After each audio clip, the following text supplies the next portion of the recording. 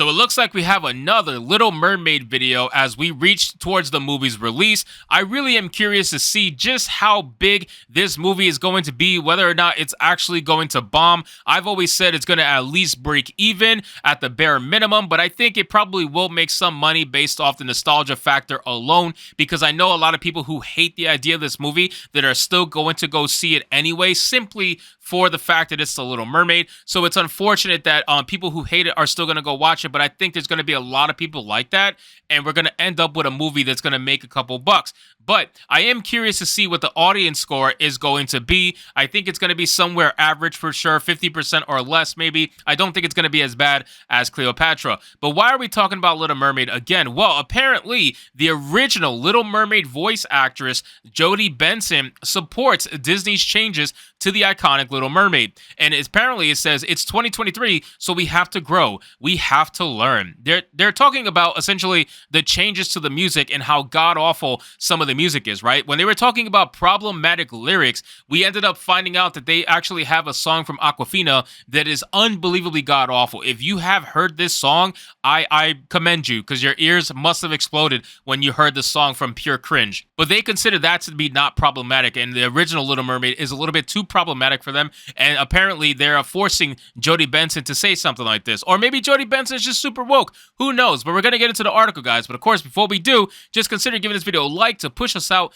into the YouTube algorithm, and consider subscribing because we're on our way to 20,000 subscribers. This article is coming from Bounding Into Comics. It says Jodie Benson, who voiced Ariel in the Walt Disney Company's The Little Mermaid in 1989, recently declared her support for the upcoming film's changes to iconic songs from the original animated film. In an interview with Vanity Fair at the end of March, composer Alan Menken revealed that he and the Walt Disney Company made changes to Kiss the Girl and Poor Unfortunate Souls. Menken explained not only that they made the changes, but why they made the changes, telling the outlet that there are some lyric changes in Kiss the Girl because people have gotten very sensitive about the idea that Prince Eric would in any way force himself on Ariel. Yeah, people are clearly very, very triggered over the fact that an animated character that supposedly, according to them, by the way, these animated characters don't mean anything, they have no importance, they don't exist, they're not real, so it doesn't matter what you do with them. Apparently, those same people also triggered over what an animated character used to do to a character back in 1989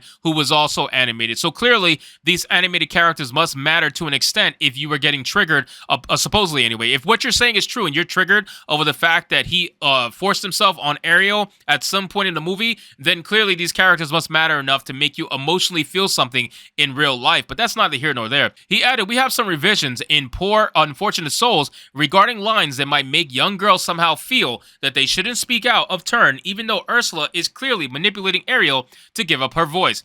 Menken would also explain that he and Disney cut Daughters of Triton from the live-action film, explaining to comicbook.com, I think the thought process was, as we didn't need it in this particular version, and we definitely wanted the film to start with a much more of a live-action feel of the ocean and meeting Ariel, and then we wait a little bit, make you wait until we get to a part of your world, and I think that was, it was an amazing choice because it just builds the power and anticipation. Well, the thing is, nobody has anticipation for this movie, aside from woke virtue signals on Twitter that can't wait to record themselves watching what they claim to be a black movie, even though it's owned by white people still. It's the weirdest thing. They're like, yeah, you gotta go watch this movie, otherwise you're not black. Meanwhile, it's literally owned by white people, and every dollar you give to this movie is going to benefit white people who own this IP. It's quite hilarious. It says, and part of that is also knowing you're adapting something that's already beloved. You want to say, wait for it, wait for it, wait for it, and here it is. And when it comes, God, he elaborated. Now, in an interview with Entertainment Weekly, Benson voiced her support for the changes to Kiss the Girl and Poor Unfortunate Souls. She told the outlet, we're talking about starting our voiceover sessions in 86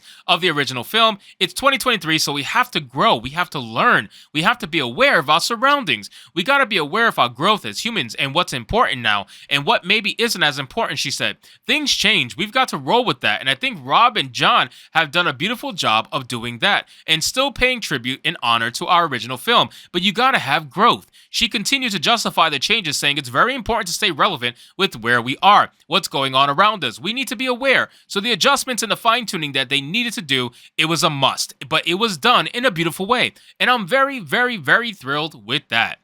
Yeah, clearly Aquafina's song is a beautiful way to bring modern lyrics to the Little Mermaid. It's like, come on, what are we doing, man? I hate when these actors and actresses come out and it's very clearly forced virtue signaling and shilling for Disney because obviously they're probably either paid to do so or their PR teams told them to do this, that this was the best thing for their image, and they decided to come out and make a statement, or in this case, do an interview showcasing that. It says, interestingly, Bensing's comments and Disney's decision to edit the songs fly in the face of recent comments by director and producer Steven Spielberg at the 2023 Time 100 Summit. In that appearance, Spielberg was asked, are there any films you would edit that you were looking back at them, something that you would have done differently? I know at one point you took some guns out of E.T. and then regretted it. Spielberg answered, that was a mistake. That was a mistake. I never should have done that because E.T. is a product of its era, and no film should be revised based on the lenses we are now either voluntarily or being forced to peer through. Now, this I absolutely, positively agree with because I view every movie as a timepiece of the time of which it was made, right? If I watch an 80s movie, I don't want to watch an 80s movie through the eyes of modern day politics. It just doesn't make any sense to me, right? So back in the day, 80s movies, 90s, early 2000s, they all had their vibe. They all had their reason for existing. They all had their reason for doing things that they've done. So why would I want to watch those movies based in that time period through the eyes of modern day progressive politics that are clearly overtaking modern day entertainment and media? Why would I want to do that? Why would I need it to be revised for modern audiences? It's a movie that's not based in modern times. It's based in a certain time period, and you should be able to act as such. You should be able to sell me on that time period. If you're remaking an 80s movie, you should base it in the 80s and how it was in the 80s. Don't make an 80s movie based in 2023. That's just terrible. Nobody wants to see that. Why would anybody want to see that? And not only that, it's obviously rewriting history to a small extent, even though it's obviously fictional stories and it's movies like E.T., for example. Still, you're rewriting history. You should just let them be as it were. And if you really want to learn from it, you should watch it as it was. Because if it really is insulting, if it really is triggering, if it really is something that is deemed problematic, the only way you're going to know is by seeing it and experiencing it and knowing what to do afterwards. That's the only way you're going to know. By hiding it, by trying to pretend like it never existed, by trying to pretend like it never happened, you will never learn from history. And that's the problem we currently face right now. So it says, but E.T. was a film, and that I was sensitive to the fact that the federal agents were approaching a bunch of kids with their firearms exposed, and I thought I would change the guns into walkie-talkies. But that was because years had gone by and I had changed my own views. I should have never messed with the archive of my own work. And then he advised, and I don't recommend anybody really do that. All of our movies are kind of measuring sort of a signpost of where we were when we made them and what the world was like, what the world was receiving when we got those stories out to those. So I really regret that, he added. Well, at least he's man enough to admit that he made a mistake. Plain and simple. He made a mistake. He realized that he shouldn't be editing his work after the fact, and hopefully he stands by those guns.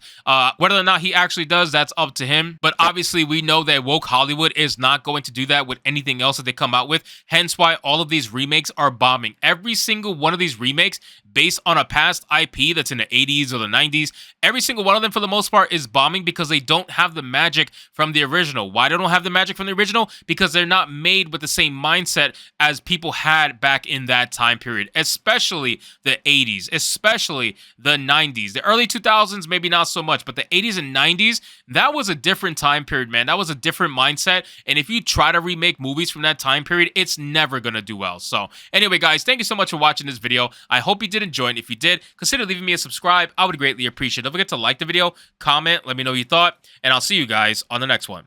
Hypnotic out.